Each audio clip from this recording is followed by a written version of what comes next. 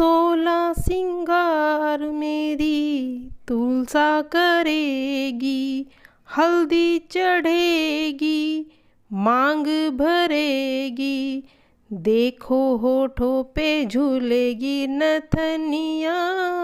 16 सिंगार मेरी तुलसी करेगी। ओम नमो भगवते वासुदेवाय नमः। प्रिय भक्तजनों, आज हम तुलसी विवाह की कथा का श्रवण करेंगे। प्रत्येक वर्ष कार्तिक मास में शुक्ल पक्ष की एकादशी तिथि को भगवान विष्णु के विग्रह स्वरूप शालिग्राम जी की पूजा की जाती है और इस दिन शालिग्राम और तुलसी जी का विवाह किया जाता है। इस दिन को देव उठनी एकादशी या प्रबोधनी एकादशी के रूप में जाना जाता है। हिंदू धर्म में तुलसी विवाह का विशेष महत्व है। ऐसी मान्यता है कि तुलसी विवाह कराने से माँ लक्ष्मी और भगवान विष्णु जी का आशीर्वाद प्राप्त होता है और जो घर में जीवन में गरीबी आ रही है वो भी समाप्त हो जाती है। तुलसी विवाह से ही हिंदू धर्म में आने वाले सभी शुभ कर्म शुरू हो जाते हैं। प्रमोदनी एकादशी के दिन देवी तुलसी के ऊपर लाल चुनरी ओढ़ानी चाहिए और भगवान जो शालिग्राम जी हैं उनको पीले वस्त्र पहनने चाहिए। अगर घर में शालिग्राम है तो उन्हें पीले वस्त्र में लपेटकर तुलसी जी की जड़ में रखें और एक वस्त्र से उनका गठबंधन करना चाहिए। तुलसी की जड़ में घी का दीपक जलाएं और सभी कार्य अच्छे से करें। गणेश जी की स्तुति भी करनी चाहिए। अब तुलसी विवाह जो करते हैं उनकी विधि कैसे करनी है। जिन लोगों को तुलसी का विवाह करना है वह नहा धोकर साफ सुथरे कपड़े पहन ले। फिर तुलसी जी का कन्यादान करना है तो व्रत रखें और तुलसी जी के कथा का स्मरण जरूर करना चाहिए। शुभ मुहूर्त में तुलसी के पौधे को आंगन या घर की छत पर किसी चौकी पर स्थापित कर ले। एक दूसरी चौकी लें जिस पर शालिग्राम को स्थापित करें। चौकी पर अष्टदल कमल बनाकर उस पर कलश को स्थापित कर दें और फिर उस पर स्वास्तिक बनाएं। उसके ऊपर आम के पत्ते रखें। एक साफ कपड़े में नारियल लपेटकर कलश के ऊपर रख दें। तुलसी के गमले पर गेरू लगाएं और घी का दीपक जलाएं। तुलसी व शालिग्राम जी पर गंगा जल से छिड़काव करें।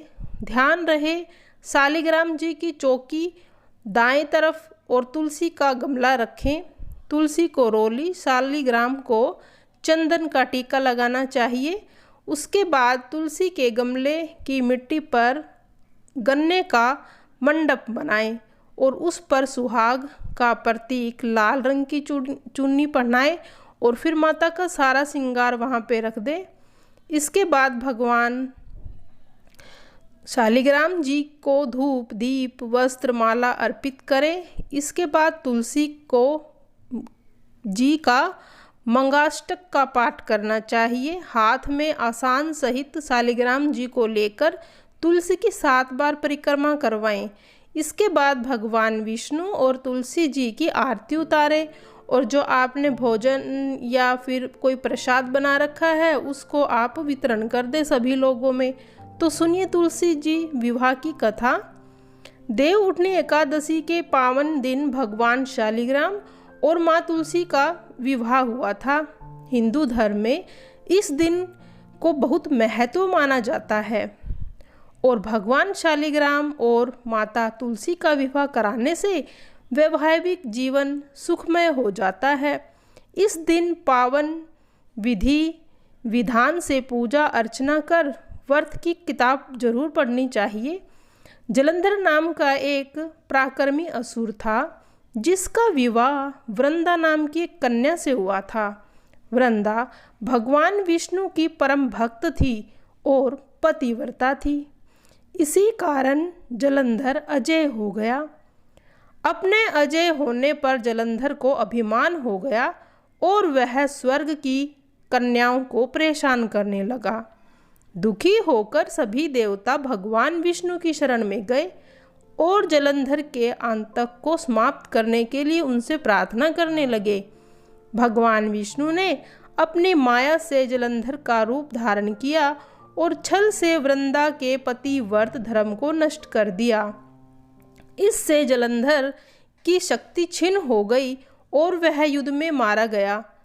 जब वृंदा को भगवान विष्णु के छल का पता चला तो उसने भगवान विष्णु को पत्थर का बन जाने का श्राप दे दिया था।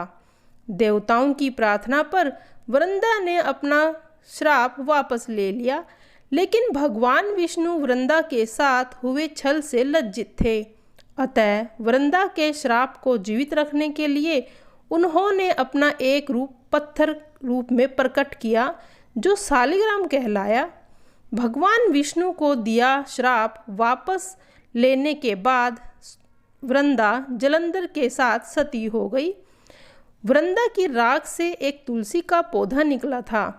वृंदा की मर्यादा और पवित्रता बनाए रखने के लिए देवताओं ने भगवान विष्णु के शालिग्राम रूप का विवाह तुलसी से कराया। इस घटना को याद रखने के लिए प्रतिवर्ष कार्तिक शुक्ल एकादशी या देव प्रबोधनी एकादशी के दिन तुलसी जी का विवाह शालिग्राम जी के साथ कराया जाता है और जो शालिग्राम पत्थर गंडकी नदी से प्राप्त होता है। भगवान विष्णु ने वृंदा से कहा कि तुम अगले जन्म मंडप तुलसी के रूप में प्रकट होंगी और लक्ष्मी से भी तुम मुझे अति प्रिय रहोगी। तुम्हारा स्थान मेरे शीश पर होगा। मैं तुम्हारे बिना भोजन नहीं ग्रहण करूँगा। यही कारण है कि जब भगवान विष्णु जी का प्रसाद बनाया जाता है तो उनको तुलसी का पत्ता अवश्य रखा जाता है, क्योंकि अगर तुलसी का पत्ता नहीं रखा जाता तो कहते भगवान विष्णु उस भोजन को स्वीकार नहीं करते हैं। तो प्रिय भक्तजनों, तुलसी विवाह की अन्य और भी कथाएं मैं सुनाने जा रही हूँ, तो सुनिएगा जरूर। प्राचीन ग्रंथों में तुलसी विवाह की अनेक कथाएं दी गई हैं और इन कथाओं में से एक निम्न ये भी है कि किसी परिवार में ननद भाभी साथ साथ रहती थी। ननद का विवाह अभी तक नहीं हुआ था। वह तुलसी के पौधे की बहुत सेवा करती थी, लेकिन उसकी भाभी को यह सब पसंद नहीं था। जब कभी उसकी भाभी को अत्यधिक क्रोध आता तब वह उसे ताना दिया करती, कहती कि जब तुम्हारा विवाह होगा तो मैं तुलसी ही बारातियों को खाने को दूंगी और तुम्हारे दहेज में तुलसी ही दूंगी। कुछ समय बीत जाने पर ननद का विवाह पक्का हो गया। विवाह के दिन भाभी ने अपनी कथनी अनुसार बारातियों के सामने तुलसी का गमला फोड़ दिया और खाने के लिए कहा। तुलसी की कृपा से वह फूटा हुआ गमला अनेक स्वादिष्ट पकवानों में बदल गया। भाभी ने गहनों के लिए तुलसी की मंजरी से बने गहने बना दिए। अब वह भी सुंदर सोने जवाहरात में बदल गए। भाभी ने वस्त्रों के स्थान पर तुलसी का जनेऊ रख दिया। वह रेशमी तथा सुंदर वस्त्रों में बदल गया। ननद की ससुराल में उसके दहेज को देखकर प्रशंसा हुई। यह बात भाभी के कानों तक पहुंची तो उसे बड़ा आश्चर्य हुआ। उसे अब तुलसी माता की पूजा का महत्व समझ में आ गया था।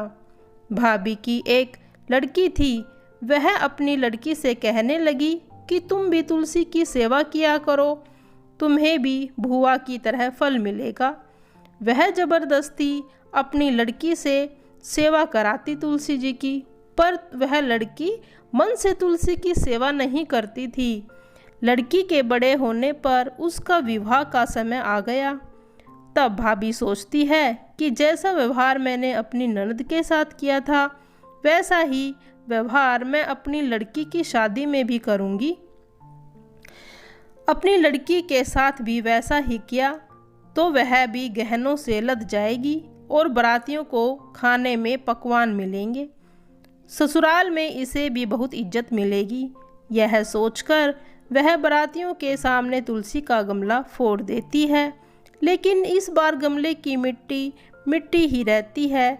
मंजरी के पत्ते अपने रूप में ही रहते हैं। जनेऊ भी अपना ही रूप नहीं बदलता। सभी लोग तथा बारातियों द्वारा भाभी की बुराई की जाती है। लड़की के ससुराल में भी लड़की की बुराई करते हैं। भाभी कभी ननद को नहीं बुलाती थी। भाई ने सोचा, मैं अपनी बहन से मिलने के लिए जाता हूँ। अपनी पत्नी से बोला कि मैं अपनी बहन से मिलने जा रहा हूँ। तब भाई ने कहा कि तुम अपनी ननद के लिए कुछ तो दे दो। भाभी बोली, मेरे पास कुछ नहीं है, तुम ऐसे ही चले जाओ। भाई दुखी मन से अपनी बहन के पास चला गया। वह सोचता जा रहा था कि कोई भाई अपने बहन के घर जवार आदि कैसे ले जा सकता है। सोचते सोचते दुखी मन से जब वह जा रहा था तो रास्ते में एक गाय चराने वाला ग्वाला मिला। उसने अपनी जवार जो थी वह गाय के आगे डाल दी। तब ग्वाले ने देखा कि ये तो गहने और हीरे में बदल गए। तो ग्वाले ने उसके भाई से कहा कि गाय भी कोई हीरे जवाहरात खाती है क्या? तो वो बोला, मैं तो जवार लेके आया था। जब भाई ने देखा तो वह बहुत खुश हो गया और अपनी बहन से मिलने गया। यह सब तुलसी माता की मेहरबानी थी और इसी तरह से वे भाई बहन अत्यंत प्रसन्न हुए एक दूसरे से मिलकर। हे तुलसी माता, जैसे तूने भाई बहन का सत रखा वैसे ही सभी का सत रखना। आइए सुनते हैं अब तुलसी जी की तीसरी कथा। एक ब्राह्मण था, वह प्रतिदिन मंदिर जाता था। वह प्रतिदिन तुलसी माता की पूजा करता था। वह तुलसी माता से प्रतिदिन प्रार्थना करता था कि तुलसी महारानी मेरे आनंद करना। तुलसी माता ने सोचा कि यह ब्राह्मण तो बहुत सीधा है और गरीब है और प्रतिदिन मेरी पूजा करता है, मैं इसके कुछ न कुछ करना चाहती हूँ। तो तुलसी महारानी एक कन्या का रूप बनाकर बैठ गई और उस ब्राह्मण से बोली, ब्राह्मण जी, मैं आपके घर पर आना चाहती हूँ। ब्राह्मण ने सोचा कि 6 लड़कियाँ तो मुझे पहले ही हैं और इस 7वीं लड़की का पालन पोषण कैसे करूँगा, लड़कियों की शादी कैसे कराऊँगा, मेरे पास तो कुछ ऐसा भी नहीं है। यह व्यभिचारी करके बहुत परेशान रहने लगा। उसको तो खाने को पहले ही नहीं मिल रहा और वह अब उसे भूख भी नहीं लगती थी। उसकी औरत ने कहा कि क्या बात है, आजकल आप बहुत दुखी दुखी रहने लग गए हैं। तो इस पर ब्राह्मण बोला कि मैं मंदिर जाता हूँ, वहाँ पर एक छोटी सी सुंदर कन्या बैठी है और वह कहती है कि ब्राह्मण, मैं आपके घर आऊँगी। उसकी पत्नी बोली, अरे इसमें परेशान होने की कौन सी बात है, अगर वह आना चाहती है तो उसको आने दो। ब्राह्मण बोला कि अपने तो पहले ही 6 लड़कियां हैं, मैं उनका कैसे पालन पोषण कर रहा हूँ, 7वीं का कैसे करूँगा और उनकी शादी भी कैसे करूँगा। तो उसकी पत्नी ब्राह्मणी बोली, अरे कोई बात नहीं, हम अपनी 6 लड़की की शादी कराएंगे तो 7वीं की भी करवा देंगे। अपनी 7 लड़कियां होंगी और उनकी भी शादी करवा देंगे। अगले दिन जब वह ब्राह्मण मंदिर में गया तो उस छोटी कन्या ने पूछा, ब्राह्मण जी, मैं आपके साथ चलूं आपके घर पर? तो ब्राह्मण बोला कि हाँ बेटा चल। उनको वह अपने घर पे ले आया। तुलसी माता कन्या के रूप में ब्राह्मण के घर पर आकर रहने लगी। अब क्या था, ब्राह्मण के घर में धन अन्न समृद्धि सब कुछ भर गया। घर में लक्ष्मी जी की बारिश होने लगी, सभी सुखपूर्वक रहने लगा। अब 7 कन्याएं बड़ी होने लगी। जब बड़ी होने लगी तो ब्राह्मण उनके लिए वर ढूंढने लगा। जब ब्राह्मण वन ढूंढने के लिए जा रहा था तो छोटी कन्या ने कहा कि मेरे तो शालिग्राम जी के मंदिर में जाकर शालिग्राम जी को बोलना कि बारात लेकर आए और मेरी 6 बहनों के लिए इच्छा से वर ढूंढो जिसके साथ ये विवाह करना चाहती हैं। तुलसा महारानी की मेहरबानी से सब कुछ हो गया। सब जेवर कपड़ा खाना सब कुछ तैयार हो गया। अच्छी तरह से धूमधाम से उन लड़कियों की शादी हुई। और जिस प्रकार से तुलसी माँ ने उन सब की सत रखा, ब्राह्मण का मान रखा, उसी प्रकार से तुलसी महारानी सभी पर अपनी कृपा बनाए रखना। आइए सुनते हैं एक और कथा। एक कन्या थी। जब वह बड़ी हुई और उसको समझ आने लगा तो वह तुलसी माता का पूजा करने लगी थी। प्रतिदिन नियम था, तुलसी माता की पूजा पाठ करती, दीपक जलाती, माँ को नए वस्त्र पहनाती, दीपक जलाती और पूजा पाठ करती थी। उसके बाद ही वह फिर खाना खाती थी। जब वह कन्या शादी के लायक हुई तो उसके माता पिता ने उसकी शादी कर दी। कन्या को उसके माता पिता ने दहेज में एक तुलसी का गमला दे दिया। सुबह ससुराल में प्रतिदिन उठते ही तुलसी माता की पूजा करती और फिर खाना खाने बैठती थी। उसकी 2 जेठानियाँ थीं, वो दोनों उसका मजाक उड़ाती थी। बड़ी नियम धर्म वाली बनती है। उन दोनों को उससे ईर्ष्या होती थी, इसीलिए वे दोनों तुलसी जी का गमला छुपा देती थी और वह कन्या बड़ी मुश्किल से गमला ढूंढ कर लाती, अच्छे से पूजा करती और फिर खाना खाती। वह गमला ढूंढ कर ले आती तो एक दिन तो उसकी जेठानियों ने क्या किया, गमले को कहीं दूर फेंक आई। कन्या ने खूब ढूंढा पर उसे गमला नहीं मिला। वह बहुत परेशान हो गई। उस दिन तो उसने खाना नहीं खाया और उसका नियम जो था वह नियम रहा, क्योंकि वह भूखी ही सो गई। उस कन्या की सच्ची भक्ति को जब तुलसी माता ने देखा तो वह बहुत प्रसन्न हो गई और उसके कमरे में तुलसी माता का गमला प्रकट हो गया। अगले दिन जब वह सुबह उठी तो क्या देखती है, उसके खाट के चारों कोनों पर तुलसी माता का गमला आ गया। यह देखकर वह बहुत प्रसन्न हो गई और अब तुलसी माता को मुझसे कोई नहीं चुरा सकेगा, पूजन के लिए भी कहीं और नहीं जाना पड़ेगा और कोई मेरी तुलसी माता को फेंक भी नहीं सकेगा। वह तो जल्दी से उठकर स्नान करती, तुलसी माता का पूजन कर लेती और खाना खाने बैठती तो उसकी जेठानियाँ मजाक करने लगती। लो, देवरानी का नियम धर्म पूरा हो गया। इससे पूछती कि तुलसी जी की पूजा कर ली क्या? देवरानी धीरे से बोलती, हाँ कर ली। जेठानियाँ बोलती, कहाँ से कर ली पूजा? गमला तो फेंक दिया था। देवरानी कहती है कि देख लो, मेरे कमरे में खाट पर तुलसी जी लग रही हैं। जेठानियाँ बहुत शर्मिंदा हुई और बोली कि देवरानी तेरी भक्ति सच्ची है, हमें माफ़ कर देना, हमने तुम्हें बहुत परेशान किया है। अब सब मिलजुल कर तुलसी माता की पूजा पाठ करने लग गए। उनके घर में भी धन दौलत माता की मेहरबानी से सारी चीज़ें उपलब्ध हो गई। आइए सुनते हैं प्रिय भक्तजनों तुलसी माता की आरती। जय तुलसी माता, सब जग की दुखदा सुखदाता वरदाता। जय तुलसी माता, सब योगों के ऊपर, सब रोगों से ऊपर, रुज से रक्षा करे भवत्राता। जय तुलसी माता, बटु पुत्री है श्यामा, सुरबल्ली है ग्राम्या, विष्णु प्रिय जो तुमको सेवे, सोनर तर जाता। जय तुलसी माता, हरि के शीश विराजत, त्रिभुवन से हो वंदित, पतित जनों की तारणी विख्याता। जय तुलसी माता, लेकर जन्म विजन में आई दिव्य भवन में, मानव लोक तुम्ही से सुख संपत्ति पाता। जय तुलसी माता, हरि को तुम अति प्यारी, श्याम वरण तुम्हारी, प्रेम अजब है उनका, तुमसे कैसा नाता। जय तुलसी माता।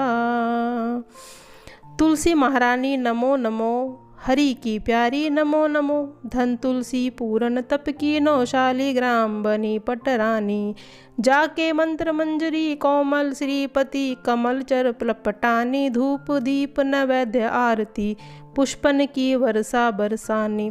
56 भोग 3600 व्यंजन, बिन तुलसी हरि एक न मानी। सभी सखी मैयो तेरे यस गावे, भक्ति दान दीजे महारानी। नमो नमो तुलसी महारानी, तुलसी महारानी नमो नमो।